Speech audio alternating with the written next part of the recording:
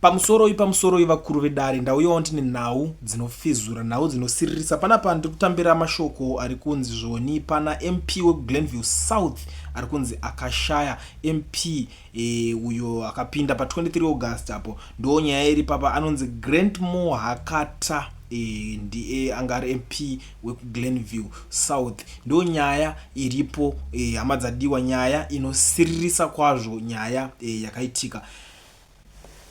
Tinongoti guys, kana uchinge uri kuonawo this video zvakakosha, please mongoti rest in peace. I know kuti you guys, you have a lot to talk about, you have a lot to say about these things, this whole issue yema MPs. Vamwe vari kuti muchazonzwai, vamwe vari kuti zviri kuzodai, vamwe vari kuti muri kupedzwa kuparliament ikoko.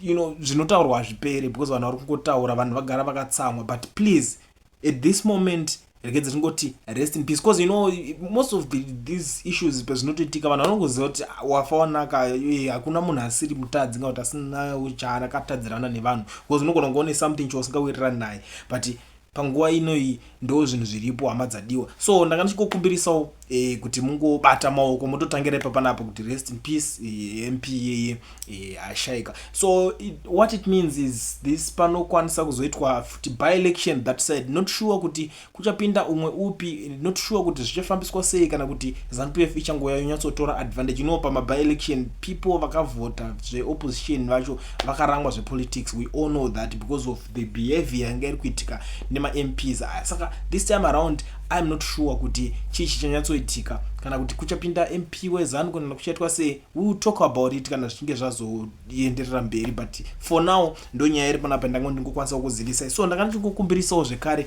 kuti kana muchinge mune something to say, ndichasiya number pa screen. Zvakakosha mukangopedza kulike this video musara makateerera audio iri pano. Regai titaure tichidai. Ndambonzwa vasikala vachitaura kustudio 7 uko. Vasikala isu tinotochema nemi. Unoti imi vaJob Sikala, Tendai Biti, Watchman Ncube, Chavangu, uyu mubvandiripo rokumwirere, Tokozani Kupe, Maikore, nevamwe vatisingagoni kudoma nemazita nguva. Muri vanhu vakashata zvisingaiti. Dei Mwari vaititendera kupa mutongo wenyu, varume imi tingadeteka kutonga ikare. Makashata zvisingaiti pasi nokudenga. Dei mamusina godo ramakaita kuti vachamisa vakutenda paupresident. Tingade zvinhu zvakanaka izvizvi.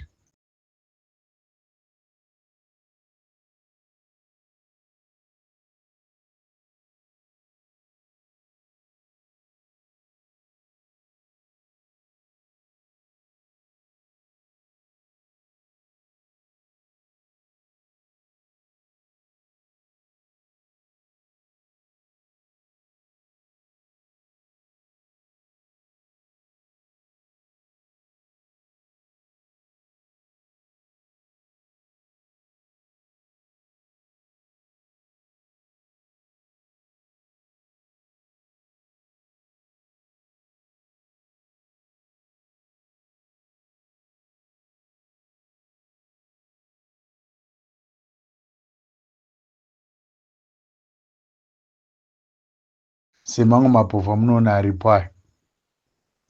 Mapofu ana. ZANU-PF ndo bofu rokutanga muZimbabwe. Bofu rechipiri munhu wese anoteera ZANU-PF ibofu.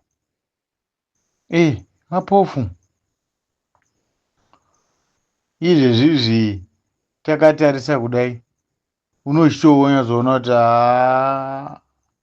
kuti takatodo vana vachiseva sadza nedoro kudirirwa 7 days kuti akanyai.